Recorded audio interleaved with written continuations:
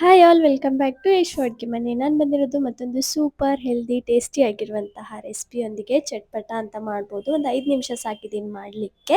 ತವಾ ಪನ್ನೀರ್ ಹೆಂಗೆ ಮಾಡೋದು ಅಂತ ನೋಡೋಣ ಬನ್ನಿ. ಒಂದು 200 ಗ್ರಾಮ್ ಪನ್ನೀರ್ನ ತೊಗೊಂಡು ದೊಡ್ಡ ದೊಡ್ಡ ಕ್ಯೂಬ್ಸ್ ಆಗಿ ಕಟ್ ಮಾಡಿದ್ದೀನಿ.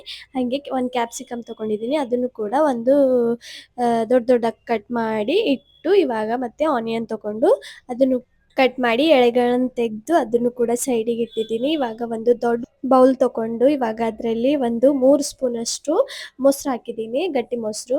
3 ಸ್ಪೂನ್ ಅಷ್ಟು ಮೊಸರು ಹಾಕಿ ಇವಾಗ ಅದರಲ್ಲಿ 1 ಸ್ಪೂನ್ ಗರಂ ಮಸಾಲ, 1 ಸ್ಪೂನ್ ಧನಿಯಾ ಪೌಡರ್ ಹಾಕಿದ್ದೀನಿ.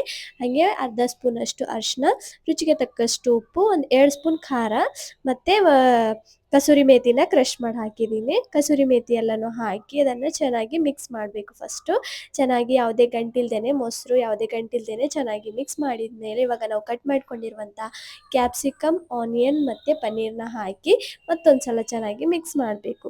ಮತ್ತೊಂದು ಸಲ ಚೆನ್ನಾಗಿ ಮಿಕ್ಸ್ ಮಾಡಿದ ಮೇಲೆ ಇವಾಗ ಒಂದು ಅರ್ಧ ನಿಂಬೆಹಣ್ಣಿನ ರಸನೂ ಕೂಡ ಹಾಕ್ತಿದ್ದೀನಿ. ಅರ್ಧ ನಿಂಬೆಹಣ್ಣಿನ ರಸ ಹಾಕಿ ಮತ್ತೊಂದು ಸಲ ಚೆನ್ನಾಗಿ ಮಿಕ್ಸ್ ಮಾಡಿ ಒಂದು 5 ನಿಮಿಷ ಇದನ್ನು ನೆನೆಯೋಕ್ಕೆ ಬಿಡಬೇಕು. ನೆನೆಯೋಕ್ಕೆ ಬಿಟ್ಟ ಮೇಲೆ ಇವಾಗ ಸ್ಟವ್ ಹಚ್ಕೊಂಡು ಒಂದು ಪಾತ್ರೆಯಲ್ಲಿ ಒಂದು 1 ಸ್ಪೂನಷ್ಟು ಎಣ್ಣೆ ಹಾಕಿ ಚೆನ್ನಾಗಿ ಸ್ಪ್ರೆಡ್ ಮಾಡಬೇಕು. ಚೆನ್ನಾಗಿ ತವ ಎಲ್ಲ ಚೆನ್ನಾಗಿ ಹತ್ತಬೇಕು. ಆ ಥರ ಚೆನ್ನಾಗಿ ಸ್ಪ್ರೆಡ್ ಮಾಡಿದ ಮೇಲೆ ಇವಾಗ ನಾವು ಮ್ಯಾರಿನೇಟ್ ಮಾಡ್ಕೊಂಡು ಇಟ್ಟಿರುವಂಥ ಮಿಶ್ರಣ ಎಲ್ಲವನ್ನು ತವ ಮೇಲೆ ಚೆನ್ನಾಗಿ ಹಾಕಬೇಕು. ಹಾಕಿ ಚೆನ್ನಾಗಿ ಸ್ಪ್ರೆಡ್ ಮಾಡಿದ ಮೇಲೆ ಇವಾಗ ಅದು ಒಂದು ಸೈಡ್ ಬೇಯಕ್ಕೆ ಬಿಡಬೇಕು, ಒಂದು ಸೈಡ್ ಫ್ರೈ ಆಗೋಕ್ಕೆ ಬಿಡಬೇಕು. ಈ ಮೊಸರಿನಿಂದ ಬಿಟ್ಟಿರುವ ಎಲ್ಲ ನೀರು ಕೂಡ ಚೆನ್ನಾಗಿ ಡ್ರೈ ಆಗಬೇಕು. ಆ ಥರ ಫಸ್ಟು ಚೆನ್ನಾಗಿ ಫ್ರೈ ಮಾಡಬೇಕು. ಫ್ರೈ ಮಾಡಿದ ಮೇಲೆ ಮತ್ತೊಂದು ಸೈಡ್ ಅದನ್ನು ತಿರುವಬೇಕು. ತಿರುವು ಹಾಕಿದ ಮೇಲೆ ಎರಡೂ ಸೈಡ್ ಚೆನ್ನಾಗಿ ಬೇಯಿಸಬೇಕು.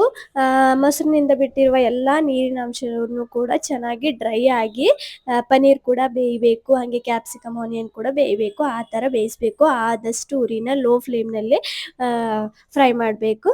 ಫ್ರೈ ಮಾಡಿದ ಮೇಲೆ ಎಲ್ಲ ನೀರಿನ ಅಂಶ ಎಲ್ಲ ಹೋದ್ಮೇಲೆ ಲಾಸ್ಟಲ್ಲಿ ಕೊತ್ತಂಬರಿ, ಸಣ್ಣದಾಗಿ ಕಟ್ ಮಾಡ್ಕೊಂಡಿರುವಂಥ ಕೊತ್ತಂಬರಿ ಸೇರಿಸ್ಕೊಂಡು ಮತ್ತೊಂದು ಸಲ ಚೆನ್ನಾಗಿ ಮಿಕ್ಸ್ ಮಾಡಿದರೆ ರೆಡಿ ಆಯಿತು ನಮ್ಮ ಸೂಪರ್ ಟೇಸ್ಟಿ ಆಗಿರುವಂತಹ ತವಾ ಪನ್ನೀರ್. ತುಂಬ ಈಸಿಯಾಗಿ ಕೂಡ ಮಾಡ್ಬೋದು, ತುಂಬ ಕ್ವಿಕ್ಕಾಗಿ ಕೂಡ ಮಾಡ್ಬೋದು. ನಮಗೆ ಬೇಯಿಸೋಕೆ ಅಷ್ಟೇ ಟೈಮ್ ಹಿಡಿಯುತ್ತೆ. ಲಾಸ್ಟಲ್ಲಿ ಸ್ವಲ್ಪ ನಿಂಬೆಹಣ್ಣಿನ ರಸ ಹಾಕಿ ಸರ್ವ್ ಮಾಡೋದಷ್ಟೇ. ನೀವು ಕೂಡ ಮನೆಯಲ್ಲಿ ಟ್ರೈ ಮಾಡಿ. ಬಾಯ್.